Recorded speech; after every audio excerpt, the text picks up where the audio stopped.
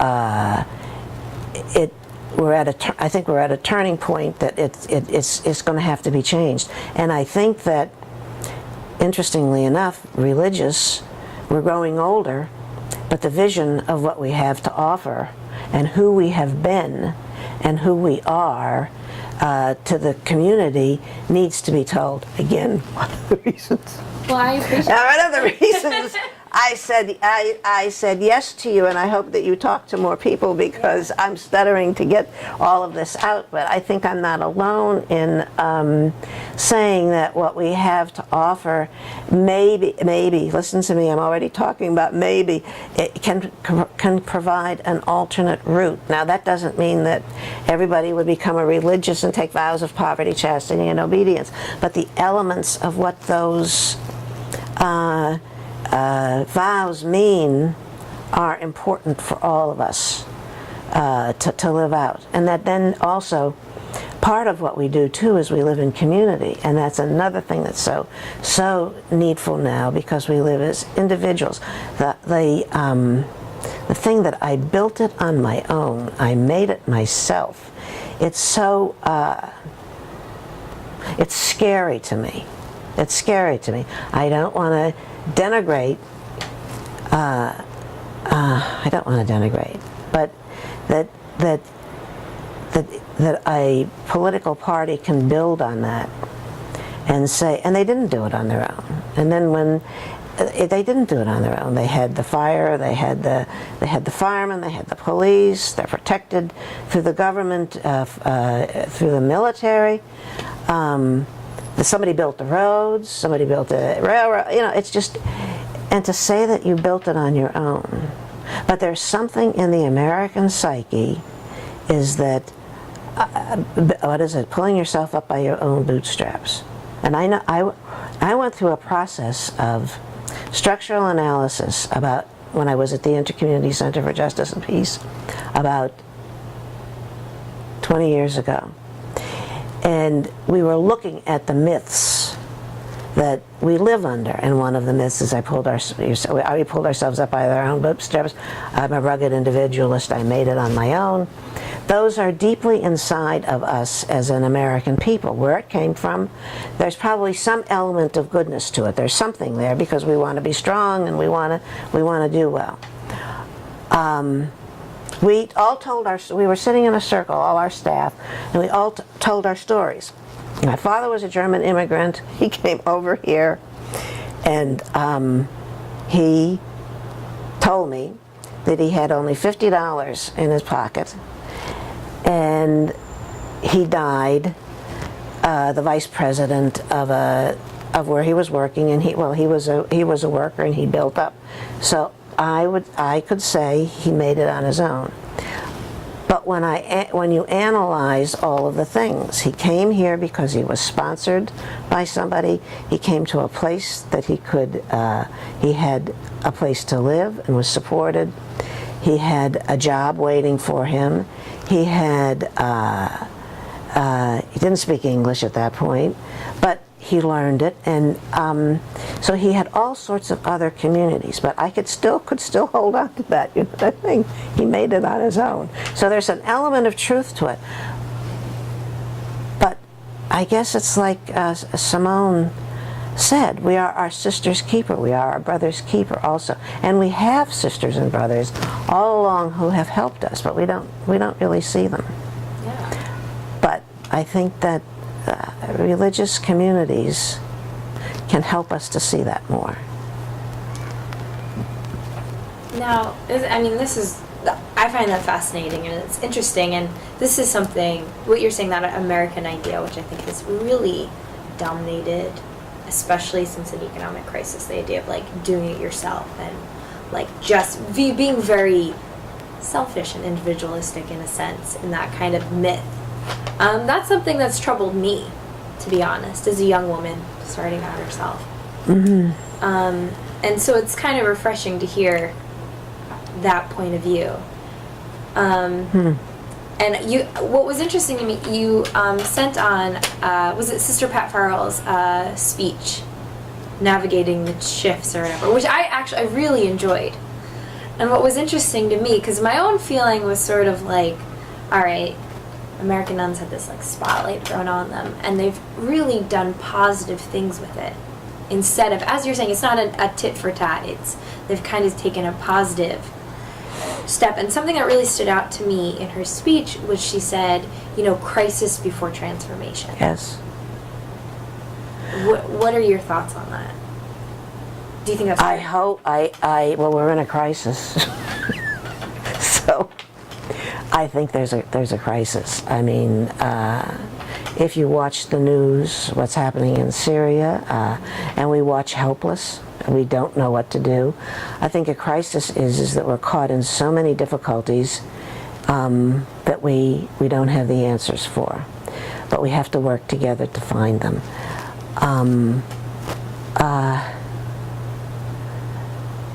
And I guess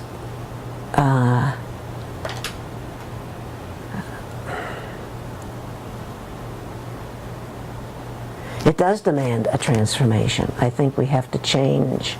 We have to change our ways of looking at things, and we have to change our way of acting. And I think, since I'm a Christian, that I believe that Christ and who Christ is the center of that. So I have to become more of a Christian. I have to become more Christ-centered. I have to learn more what it is that His call. I have come to bring the reign of God. I have come to preach the good news to the poor.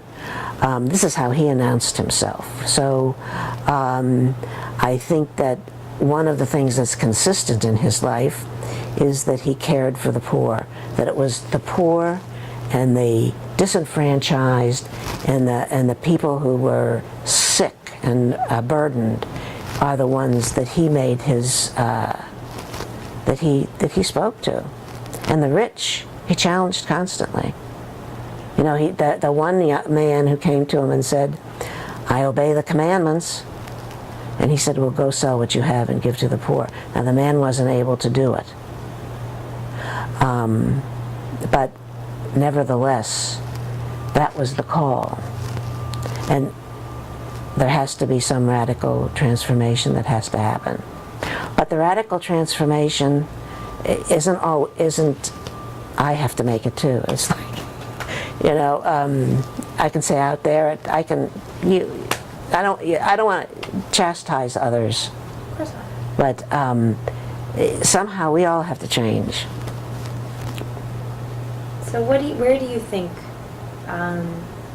women in the church, women religious or women in general, where do you think after this transformation, where is our role? Where is that headed? Do you have any thoughts? I had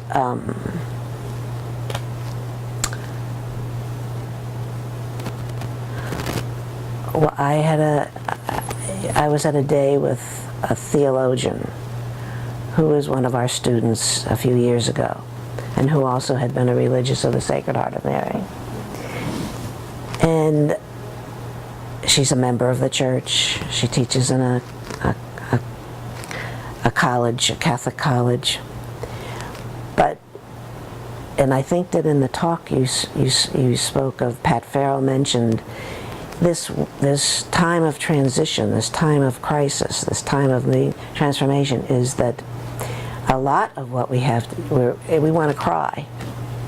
It's a point of we're in points of lamentation, and that's Old Testament too. We bemoan the fact it's like it's sad. I'm sad about the state of the church, and the place for women. I'm sad about my local church that I'm going to, and I'm saying, how can I maintain community there when it's so challenging for me to listen to what is being preached, to listen to how the efforts at community building are, and to feel so helpless. So I think too that in this thing of place that we're in, we lament because the things that are out there are so big, and we're so small. But what is another visionary thing that's coming out is, I think it has to do with, more people are saying that we really need to dialogue with one another.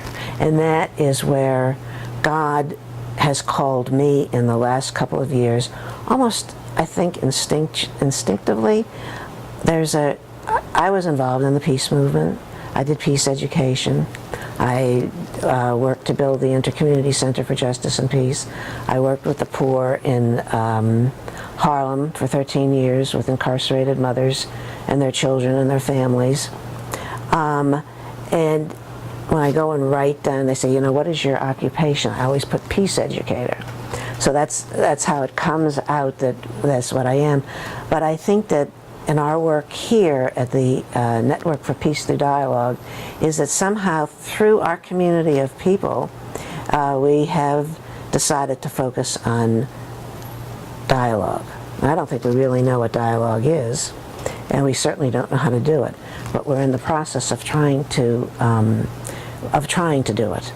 And I think that it's a very important element in the development of peace.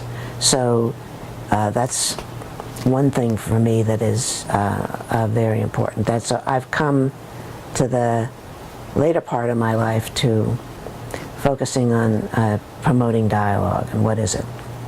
But the other, I think I was beginning to say is that I just came out of a preparation and a planning and a participation in our chapter in the Religious of the Sacred Heart of Mary. We do it every 6 years. We make a plan for the coming year. And the way we approached our planning was using a process of contemplative dialogue, which involved that we really, as I said, we don't have the answers to all of this, but together we do. And we have to find ways of doing it together to do it. So I have to let go that I have the answer. Somebody else has to, nobody has the answer. But together, can we move into a space of listening to one another so that we can find answers together? Can the Republicans, it's so real to us as Americans, can the Republicans and the Democrats come together and work together to do something for our country and also for the world? You know, it's possible, but that we're in a crisis state. You know, I think if people sit down, they have to say there's a crisis going on. Unless I don't know. This is what I was going to say, but the thing that most concerns me about about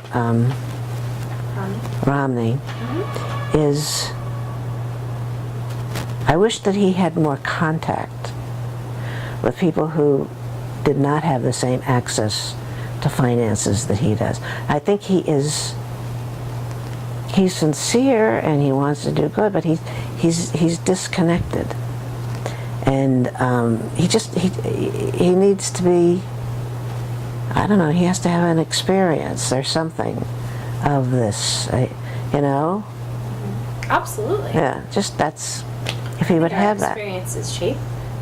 Yes, he has to have it, but it's not impossible. No. See, it's not impossible. It's not over for him. Now, maybe looking back on